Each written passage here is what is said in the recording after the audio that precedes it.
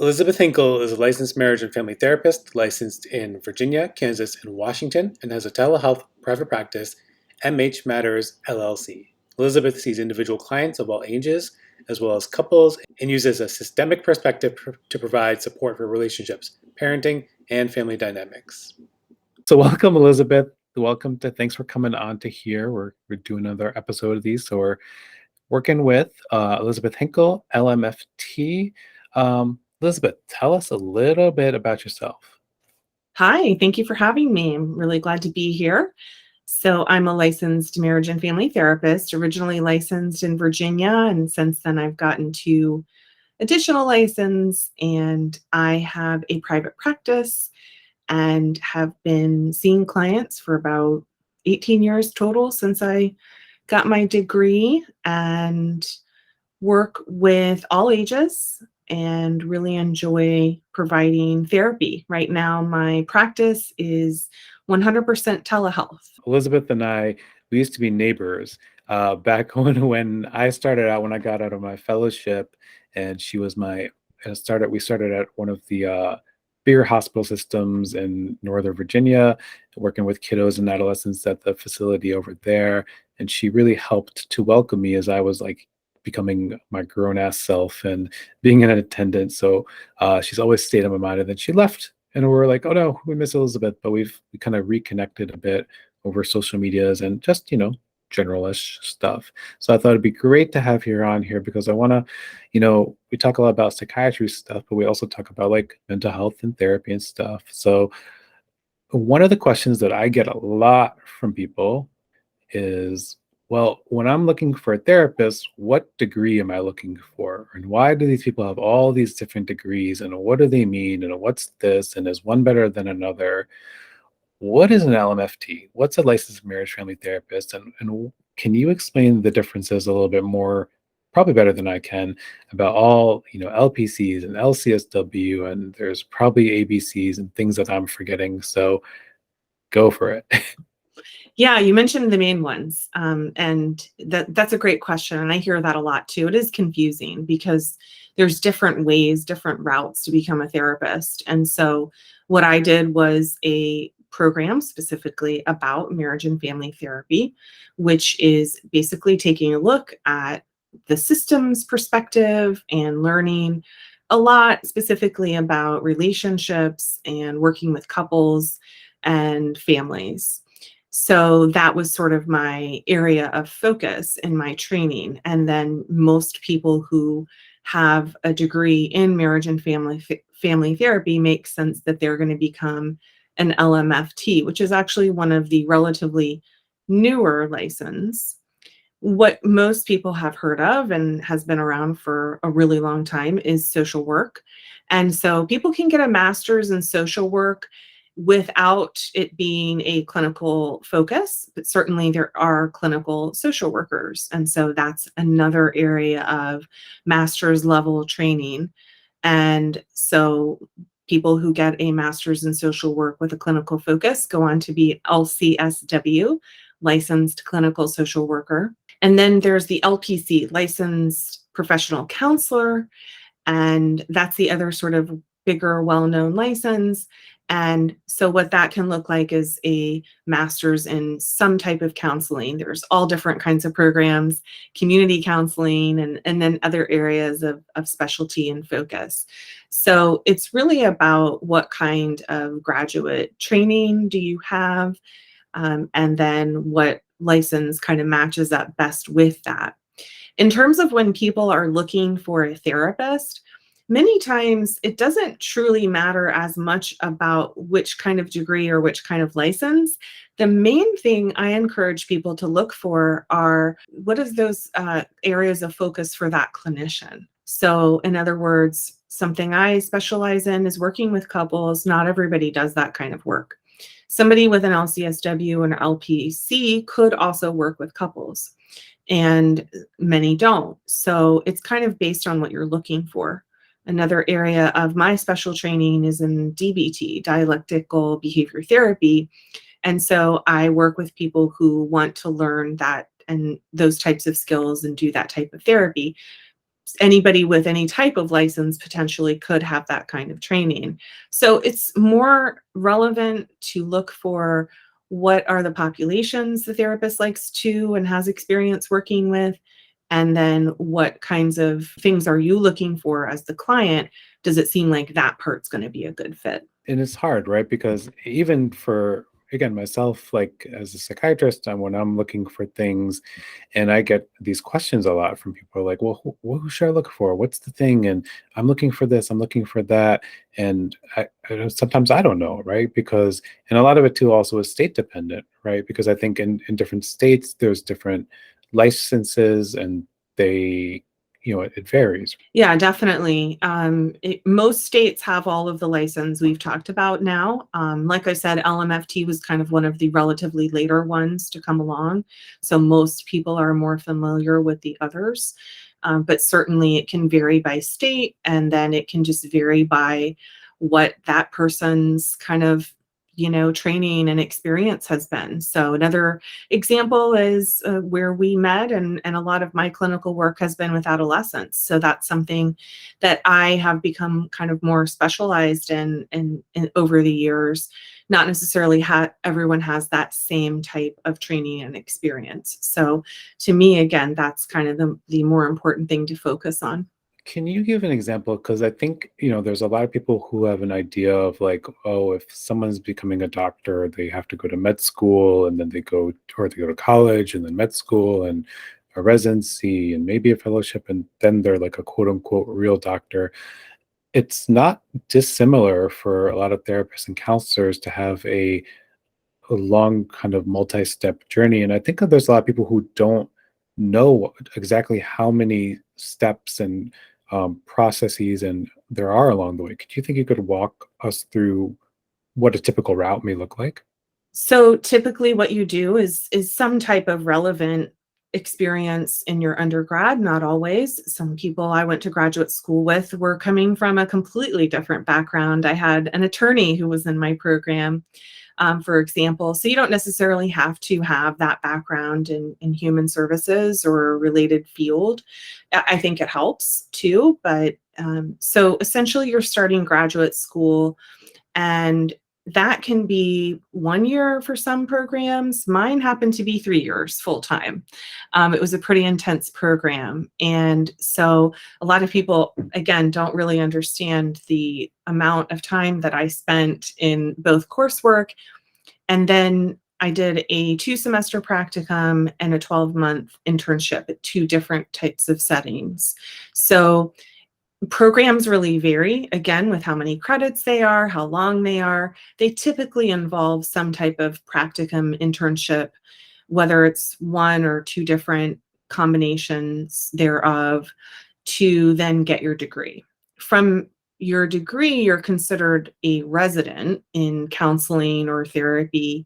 That's kind of what the Board of Counseling officially calls you, until you're licensed. So the licensure process is, again, something I think you're right, not a lot of people really know about or understand. And certainly when we as students are getting into our graduate programs, we don't even really understand the full process and commitment there. Licensure can take, again, a year, a couple of years. For me, it took a few years, because what we're doing is accumulating amounts of hours of experience. And during that time, we also have to have something called clinical supervision, where we meet with somebody who has a license and is an approved supervisor to be able to talk through with us various situations that come up clinically or with ourselves, or there's different kinds of supervision. So we are, again, investing our time and money a lot of times into that process for a few years to be able to get our license. And then from there, it's kind of, again, based on your experience and interests on what you're kind of doing next after that point. The hours are not a insignificant amount, right? It's not like, oh, you have to do like 50 hours and you're good to go. It's like 1,000, 2,000. What is it? Like, it depends, right? It depends on which state and which license, because again, we have so many variations on this. If I recall correctly, I had to do 4,000 total, and Oh 2,000 my of those goodness. had, yeah. If I'm remembering correctly, now this was many years ago, but I think I had to do 4,000 total. 2,000 were relational, meaning anytime I was with two or more related people, so it could be family, it could be a couple. I was fortunate. I did a lot of work in intake assessments with teens. So I had that parent-child relational time. So getting those hours came relatively quickly. What took longer for me was getting the supervision hours. And then you have to have a certain ratio of supervision to the hours that you're counting. So it's pretty tricky. And I think you had touched upon something else that like I've learned over the years is that like supervision isn't free. No. It's in and of itself, like it's, when I'm looking at it, I was like, this seems like a giant scam that's going on here. Talk to us a little bit about that because it's really an interesting and unique part of the field. Yeah, supervision is not free for most people, although sometimes you're able to get it through the agency or place that you're working. People who, like, I was fortunate when I first got my job right out of grad school. I had clinical supervision.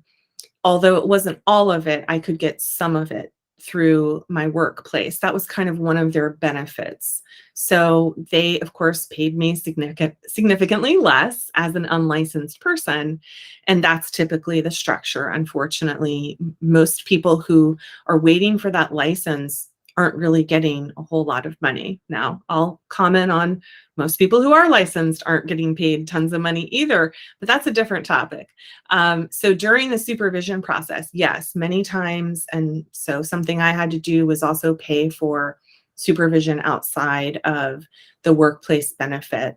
And that can be just as expensive as paying for therapy out of pocket, potentially. So it can really range. And I was fortunate again to find somebody who gave me a little bit of a nice deal. Some supervisors are more reasonable that way, but that can be 100 plus an hour to have another investment again while you're still trying to pay off student loans potentially. So yeah, it can be an expensive process, which I think a lot of people don't really understand. Yeah, and I think that was one of the biggest kind of, in my eyes, like an eye opener when I really started to spend a lot more time with a lot of the therapists, at where we work and just in general, and really understanding what they're going through. I was like, wow, this is a very different process than what I was expecting or had imagined, and really brutal in a way. Because again, we hear this from a lot of people, and we talk with them, like, they're in their residency and they're getting paid not very much, and then they're spending um, money for supervision, then there's student loans, and like they're having to take second jobs, and they're like, oh, when we were looking to hire a resident recently out in my practice, and she's saying like, oh, I'm waiting tables right now at Olive Garden as well, and it's kind of like, this isn't what you expect when you're like, oh, I'm going to become a therapist and a counselor. No, not at all. And it's not unusual for people to have second jobs or a side gig and be able to try to just, survive and pay their bills that way. So it's certainly not what people mostly expect or really. Unfortunately, this work is challenging enough emotionally, as you know. And so when we're also kind of spreading ourselves thin with doing other types of work or other jobs to just make ends meet can be really hard, really stressful. People who are not in the know, the government people, then will start pointing the fingers and say, why do we have a mental health shortage? Why can't we do X, Y, and Z, right? Because it's like, this is why we've created all these barriers to care, barriers to get people into the workforce. And, we have to protect our people. And it's another thing also when we're talking about like therapy and stuff is our expected caseloads are not what, when we think of like a pediatrician or a primary care doctor, or they're like, oh, they're seeing 50 patients a day, is like, you're not going to see 50 patients total, right? No, not even in a week, even though some places might expect that. Yeah, and that's the reality is like your ability to care for yourself and care for your clients correctly is you're not able to have that many people. It just doesn't work. That's right. And so when we think about the time spent, most people are aware that, like, let's take your traditional outpatient setting, for example. Most people know, or a lot of people are familiar that we'll do a 50-minute session. That's sort of what we get typically reimbursed for through the insurance model. And that's kind of what our profession has just sort of evolved to be. So a lot of times people think, or agencies or various people kind of think, well, you've got the hours in your day to see 7 or 8 clients, but not looking at the emotional toll that that takes. It's not just physically being present, it's so much emotional work to show up for a client. You had mentioned you do some work with couples and then you work with all ages of stuff. I know when we work together, we're working, in the children adolescent world, but what's the differences from your point of view between working with kids, teens, adults, and do you have a preference for who you like to work with? And then individuals versus couples or families and The interesting thing about me and my practice is I see kind of all ages, and not everybody does it that way. A lot of people have a preference. I really do genuinely like the variety of different ages. I have a passion for children and teens. I have for a long time, and young adults included, and love the family work. Since I'm doing telehealth, I don't really see families unless it's just 2 people. It's very kind of logistically tricky to do. Couples are great. It's very different. It's actually, in my opinion, the hardest type of therapy to do. So that can be even more emotionally sort of draining, or just use more emotional energy. Kids are so fun. Over telehealth can also be some challenges, of course, to do it that way. So this is a long answer to say there are a lot of differences, and I enjoy it all. And that's what makes marketing for me a challenge, because ideally we're supposed to have a niche, so they say. And I like doing a lot of different things. we're kindred spirits in that regard, right? This is why I have two practices and all the different things that we do is because we like to do a little bit of all. We like to do a little bit of this, a little bit of that. You brought up really something, with the past few years, past couple of years, especially with COVID and the shift towards telehealth. And I know you were doing a little bit of telehealth before COVID as well. And I think the biggest thing a lot of therapists and myself included have kind of struggled with telehealth is working with kids, especially with kids. And then just the struggles that come along with that in person, the lack of the in person stuff and that connection that's there with the kids. Talk to us about that a little bit, and then maybe if you've had some good success with it, some tips that can help people who are struggling a bit. Sure. Yeah, it does present some unique challenges. And so I was a little bit ahead of the curve before the pandemic. I had some experience with telehealth. That was one of my side gigs. I had a full-time job and then started out part-time with one of the companies, and got some great experience that way, and really felt fortunate that I had made the shift to work from home and telehealth even before the pandemic started, because I know that was another major stressor and adjustment for us as clinicians to suddenly have to do things a different way. And I'm a firm believer that there is just as much benefit and some additional benefits for people, for example, who are more socially anxious and aren't going to get themselves to an appointment, or maybe have chronic illnesses or fatigue or whatever might be going on for them physically. They might not be able to get themselves to an appointment. I also see a lot of professionals who wouldn't be able to do therapy if it weren't for the fact that they can just kind of pop in, sign in over their lunch break. And so many advantages to telehealth. One of the challenges, of course, are the younger population who might not have maybe some of the same focus and attention.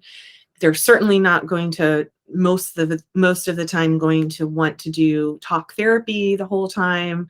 And so back in the face-to-face work, I used a lot of games, a lot of drawing, art, different kinds of ways to engage them, and that worked really well. Those are more limited over telehealth. There are certainly telehealth games you can play. And one of the things I've recently been experiencing is a little bit of virtual reality, going into a HIPAA compliant space with a couple of younger people and connecting that way with avatars. And that, again, could be a whole separate conversation, but some really cool options out there. So I think it's about creativity and being open, and then making sure it's the right match.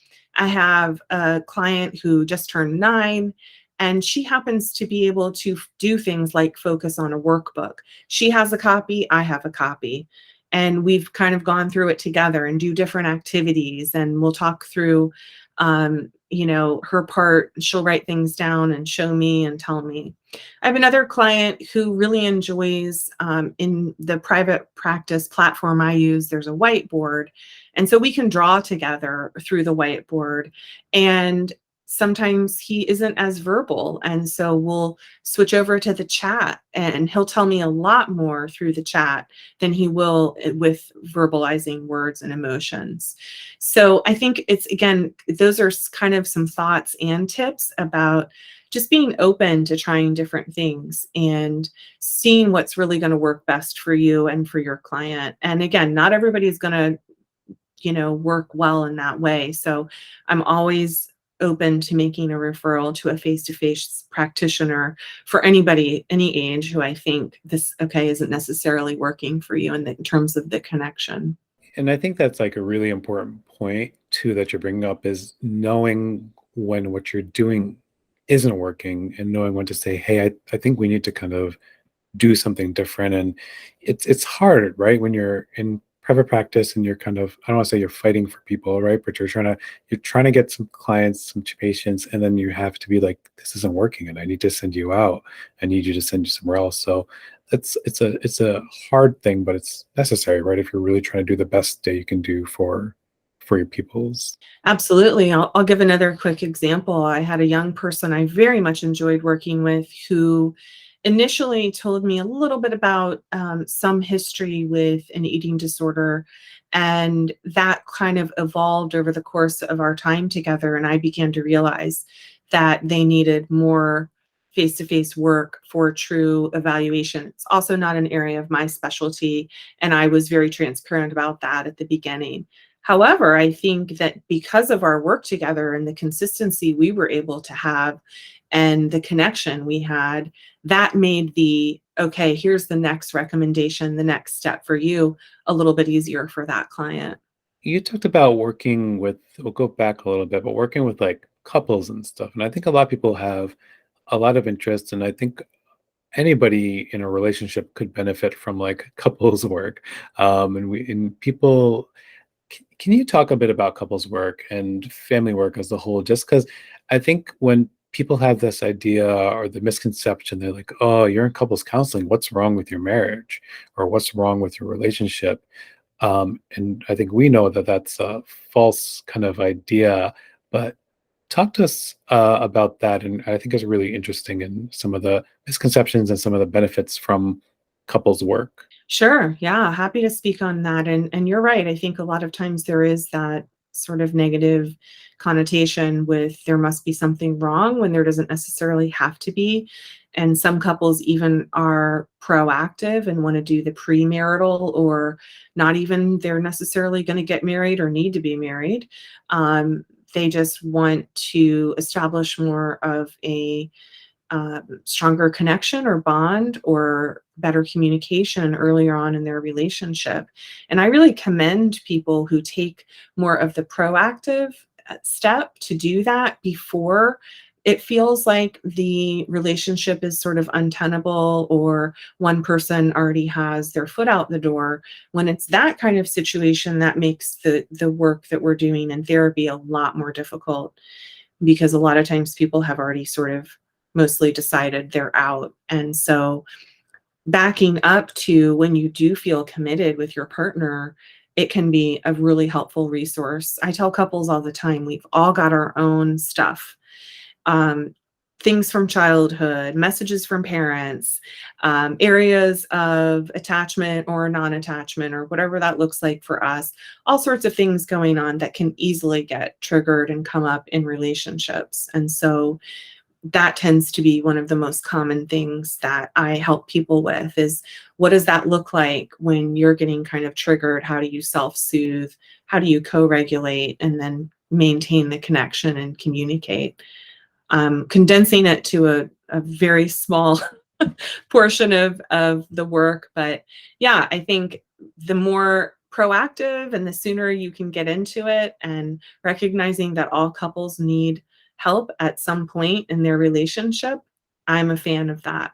Yeah, and I think it was really good that you're bringing up that other part too, where when people are backed into kind of, we hear this a lot, right? Is, oh, my spouse is making me see you, right? They're making me go to therapy, or they're making me see a psychiatrist, or we're in a couples counseling situation where, again, like you're saying, one person's foot's out the door already. Like, that's it. We know what the end game is, right? We know the outcome of that one already, and a lot of those ones, it's like we're too late. We're many steps too late in that situation. So I think it's really important, to kind of really say, like, hey, you want to be ahead of this before there's a quote unquote a problem, and realizing that, like, hey, if there's stuff that's there, get ahead of it before it becomes too late and already we're out the door. Absolutely. And one of the first things I'll ask people is, whose idea was it to do this? And then how does the other person feel? And the best case scenario is when both people are equally kind of on board and committed to the process and motivated. It doesn't always work that way. But when people can at least say, okay, I'm willing to give this a chance, and really stay committed to the process, which can take a while to sort of unfold, then that's when people get the most benefit. I think it's important also when we're talking with couples work, is that when somebody, or that the outcome of couples work isn't always to quote unquote save the marriage, right? And that's another kind of misconception I think that people have, is that, like, oh, this is it, this is the thing that's going to fix it. And that's not always the case, right? Part of couples work can be saying, okay, we cannot fix this. Absolutely. I'm glad you mentioned that. And I always tell people I don't have an agenda about what happens to their relationship. I think that's a really important part of the type of work I do. I'm not there to help them save their relationship or to break up or tell them what to do at all. It's really guiding them through the process of discovery for themselves and for their relationship. And what that might mean is things for one or both people, it might make the most sense for them to not be in that relationship any longer. And I don't consider that to be a therapy failure. I consider that to be a success, that they have gotten support through that process and then can hopefully be in the best possible place for their next future relationship one day down the road. How do you, so you had said right now before that, like, you don't have an agenda. And one of the questions that I hear a lot, and we hear as a whole, is, how do you take care of yourself? How do you get yourself invested in your clients, but not so invested that it impacts you? That's a great question. And I think a really relevant one for all types of therapy, no matter what age we're seeing, or if it's individual, couple, family, group work. So I think of it as some boundaries that are also permeable, let's say. So I'm there, I'm present. I really use a lot of mindfulness in my life and in my work to be in the moment and fully engaged as much as possible. I don't think anybody can do that 100% of the time, but I'm there. And this is something I've practiced over the 18 plus years since I've finished graduate school. So I have that advantage as well, a lot of practice with this. So to really be present and truly care, and that happens to be one of the gifts that I was given as a person, is I truly do care about people. I'm genuinely interested in getting to know them and like to know people and what sort of turns them on and off and what they like. And I think that's a key part of doing this type of work. So when my clients pick up on the fact that I'm really present and caring and connected with them, then they're going to show up kind of and do their best possible work in the session. And then when the session's over, that's my time to kind of maybe draw the curtain a little bit with that boundary of, I can't be a part of their lives all of the time. I don't want to be, that wouldn't be appropriate to be. And they need to learn how to do whatever they're doing, whatever they're working on without me. So I also don't see myself as the savior or the rescuer in their lives, which I think is an important part of having that boundary. I'm here to help and support you.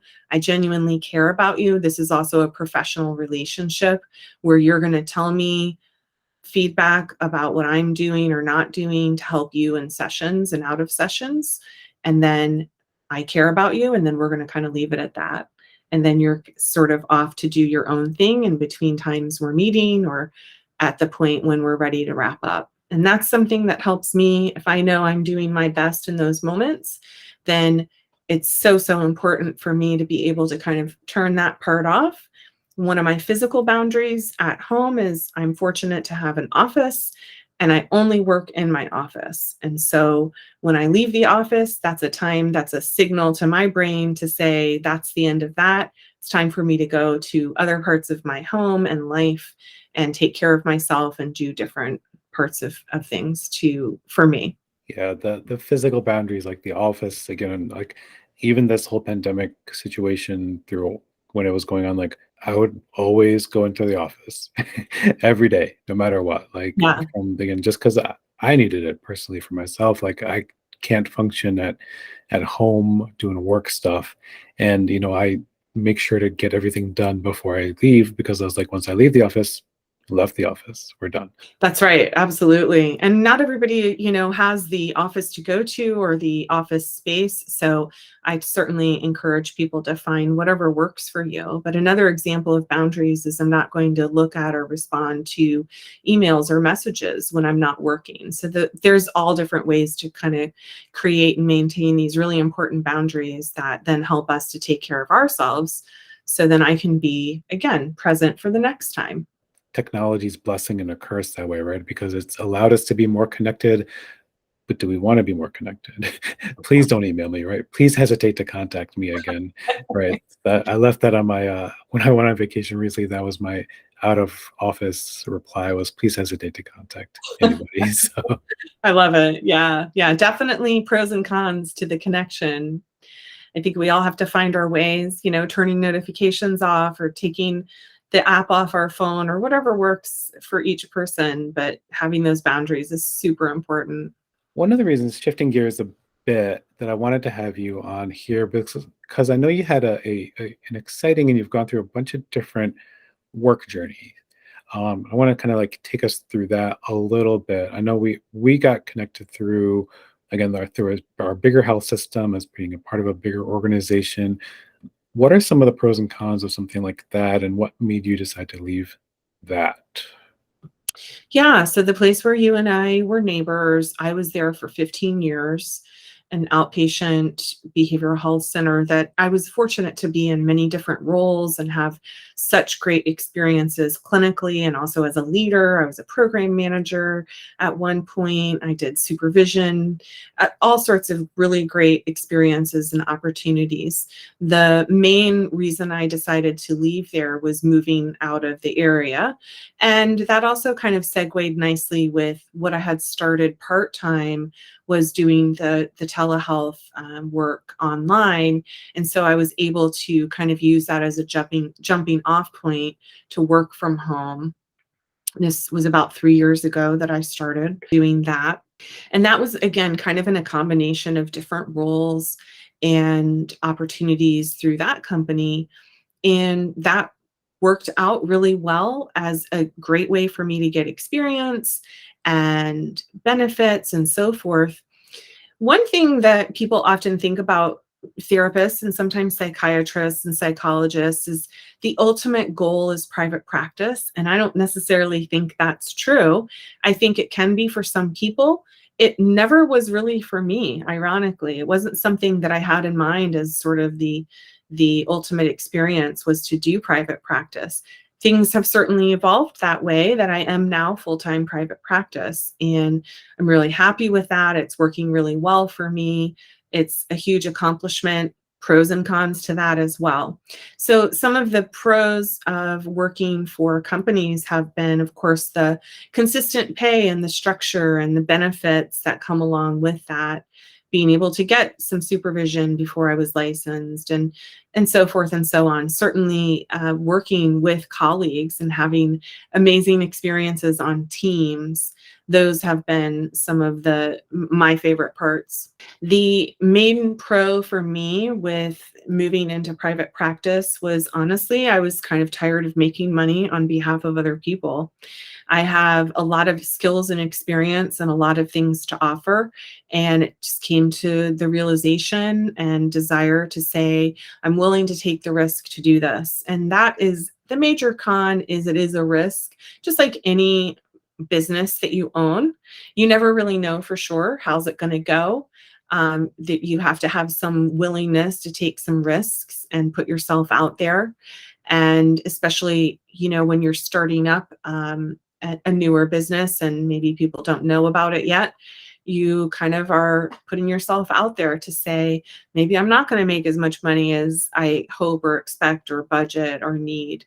So, and then you're, of course, paying for your own benefits and all the other associated costs that come with being a clinician. Side note, one of the things we didn't talk about was after licensure. So getting licensed, first of all, costs more money. If you want to go back to scams for a minute, we pay to take a test. And for some people, that unfortunately is a repeat process. And so, and we've recently heard in some of the news about there being a lot of problems with certain exams being more friendly to white people, Caucasian people, and not as friendly and frankly racist, what it sounds like, to people of color, which is really unfortunate. One of the many systemic problems with our country and with this profession. So we become licensed, we pay for that. We also then pay an annual fee to keep our license. We also have to do continuing education credits, which is another cost to keep our license, the privilege of being licensed. And so that's another kind of side thing that sometimes employers will give you as a benefit, certain trainings or CEUs as they're called. They'll pay for those. In private practice, you're kind of just doing it all on your own and figuring it out. You really see, especially because I do both, right? And I think you had that both as well, where you're like, oh, this is really nice. This is really nice to have this aspect. And then, like you said, cutting out the middleman when it comes to financials, you're like, oh, this is really nice. And it's only when you make a shift towards one fully, right? When you go away from one, when you really lose the things that you kind of get used to, you're like, oh wow, I was actually getting a lot more than I thought I was. Those benefits were really benefits, and like health insurance is like really nice to have, and like being connected with a larger health system is really nice sometimes. And I think like, one of the reasons that I'm really hesitant to like leave my job, where we were working, is because of everything that you talked about in regards to being, having colleagues and having people to stop and chat with. We wouldn't have had this connection for ourselves if we weren't in a similar place. So I think it's really important that people who are trainees or going into this, or who are young in the field, or students in the game, they understand that private practice is not the ultimate. It doesn't have to be the ultimate end goal. That's not the only option. That there are fulfilling and satisfying, jobs within larger health systems or organizations that are there. Absolutely. And financial was not my only motivation for doing it this way. And it's certainly, again, pros and cons, but I think you make a great point that I think it's really about what's going to work best for each person and what are your preferences, and then kind of where are you in your career. And I have openly said, I don't know that this is going to be something I do for the rest of my career, however long that may be, that this is like, again, the ultimate kind of, now I'm doing this and there's none other. I might want to at some point go back and return to work with an agency or some type of community to have that sense of connection. I'm an extrovert. So one of the things for me that we talked about earlier is being active on social media as a way to feel connected with other mental health clinicians. And then I also am actually part of 2 peer supervision groups, which is an amazing way to try to stay connected and have that sense of like sort of coffee with colleagues. So I think, again, it's kind of what you create for yourself in those ways and what's important to you. Some introverted people don't really want to have the chit chat in the break room every day. So maybe they would prefer working more on their own. I go back every year and give a lecture at my old fellowship program. I constantly I'm in touch with like residents and fellows in psychiatry, and I get approached by people wanting to go into private practice a lot, and we just chat and stuff. And one of the most common things I hear is like, I'm afraid of being isolated. I'm afraid of being all alone and not being able to connect, or I don't know if I'm going to be able to, like, what if I run into a situation? So you touched upon it a little bit, just saying like the social media and other things. What are some other ways that, people who are going to this, and especially I think you were saying too, you moved, a few hours south to where we were at. Um, how do you avoid that when you're going to private world? I think the connection that you can make, and again, pros and cons on social media, being selective about with whom you're connecting is important. I have been fortunate to work with colleagues in some of my past jobs that I've felt connected to. And so I mentioned the peer supervision groups, which is essentially a chance for us to meet over Zoom or Google Meet or however we do it, where we're just kind of chatting about, various aspects. Maybe it's about private practice or clinical challenges for us or what's coming up with self-care or whatever that might be. So I made a really focused effort to be sure not to be as isolated, and then meeting your needs met in your free time, of course, is also important. Getting together with friends and not talking about work and having downtime, those kinds of things, I think, are just general sort of ways that you can not feel isolated. I told some of my friends when I started this that I wanted to be sure to really stay connected with them and make an effort to do that. And so they've been helpful in checking in on me and that kind of thing. So I think it's, again, kind of where you notice your needs and where you want to put those efforts. Again, this is another reason that I've not gone fully private yet, just because of um, I enjoy socializing. I like meeting people. I like being with colleagues, and I think that's like the part of the joy of the job. So one other thing I know we had talked about real briefly, you had talked about working with an online company, and we don't have to name names, right? But one of the online companies that's out there in the mental health field or mental health apps, and we've seen recently there's been a lot of kind of controversies and issues that have come up with some of them. Things like BetterHelp has kind of come under fire. Cerebral has come under fire a lot for various reasons. What was your experience? What were some things that you liked, maybe didn't like, or your experience as a whole with working with one of those places? Yeah, overall, my experience was pretty positive, and I approached it just like I do really anything, which is I'm going to see what works for me. I'm going to make the most out of it, see what I can learn from it. And I did some work for the media team and really enjoyed that.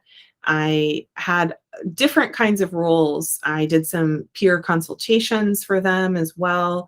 So I just tried to make the most of the opportunities as they came along.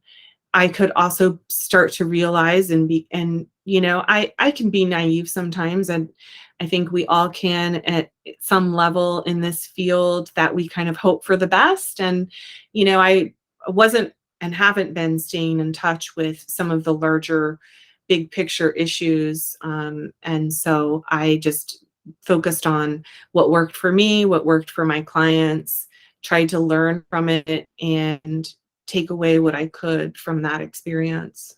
Cool. So it's not all doom and gloom like we hear or reading the horror stories that are out there, that there can be definitely some good stuff. And I think it's really lost in a lot of the articles and some of the stuff that's out there, is that there are a lot of people who are hurt by these organizations in a way, in regards to like maybe clients or patients kind of getting hurt. And then there's also the therapists, the providers that are getting hurt per se.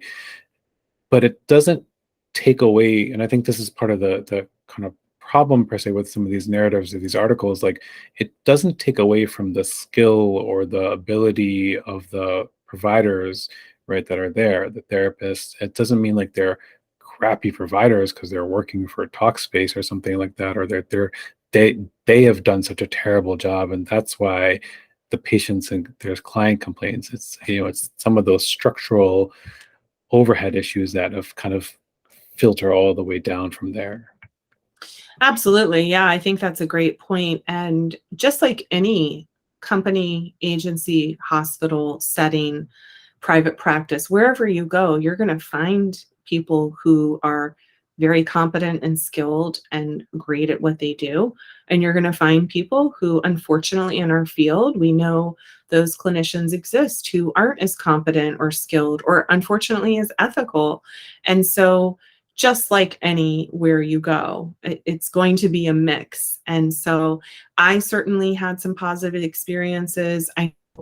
I was able to provide positive experiences for my clients. I can also very much validate and recognize that that wasn't true for everybody. That wasn't true for every therapist. That wasn't true for every client. I've heard this probably very similar stories as you with some of these sort of tech company, startup company issues that I don't think people really even understood as these things have evolved. We didn't really know what we didn't know until years now kind of down the road. And so it's not to make excuses for it, but it's to say that I think our field is evolving in that way. And we kind of, in my opinion, taking a holistic look, just like I do with clients, taking a look at the bigger picture is really important, and not just categorizing as, okay, that's bad because of this. When any of my clients have asked me about companies like Cerebral or whatever it might be, I tell them, do your research. Just like I really say with anything, I'm never going to tell people what to do. I'm going to encourage you to be informed and educated. If people want to talk to me about, should I see a psychiatrist for medications, I'm going to explore those options with them, talk through ideas, give them the education that I can provide as a therapist, and encourage them to get to the next step of, meet with a provider, find out more, and then you make your decision from there. Yeah, which I think is like the balanced and appropriate way of doing things, right? So, okay. In wrapping up almost, but I wanted to say, like, if, when you started your practice a few years ago, in looking now in retrospect, and well, it's kind of hard because the world was a different place when you started, but would you have done, are there things that you would have done differently? Or what are some tips maybe for people who are going into the private practice world? What are some things that they should focus on, not focus on, or things that you would do differently perhaps, or some tips to pass along? Tips I would say is, again, kind of do your research, be informed, and get some supports. There are people who have done this, and so there's no need to reinvent the wheel. I started following some people on social media to kind of get tips and ideas who have done this before, and there's specific therapists out there who fully support clinicians who are starting a private practice. And so using those kinds of resources, I think, is important. And one of the other things that I did that was so helpful for me was I reached out to a former colleague who had started her own practice to get her input. We had an hour-long phone conversation, and it was amazingly helpful to go through what kinds of things she learned from and did and didn't do or would recommend. And we talked about the whole gamut, marketing and client work and forms. And so you can find those types of resources and supports for people. That's one of my passions, is helping other clinicians, not necessarily starting private practice, but really just being in their roles, whatever that might look like. And so there are people out there who can help you. And so if you look for that help and then you also kind of do your research. I had the experience of having a private practice very part-time years ago. So I learned a little bit from that experience that I was then able to bring to the one I started last year now that I have. And so that was really helpful for me because I already knew a couple of things. But really kind of just getting information, it's all out there.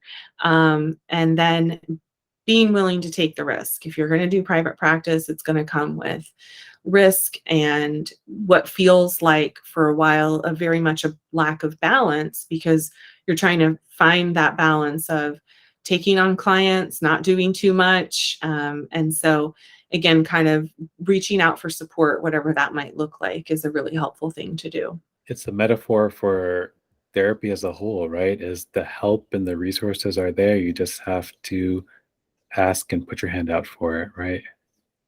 That's right. Something that can be hard for people who work in this field is we're used to being helpers. We're not always used to asking for help or accepting help. So kind of getting over that hurdle can be part one, I guess. It is. It's the old adage of do what I say, not what I do, right? Or isn't there a physician one? Physician heal thyself. Something like that, right? Something like I think I skipped the lectures that day or something. So, oops.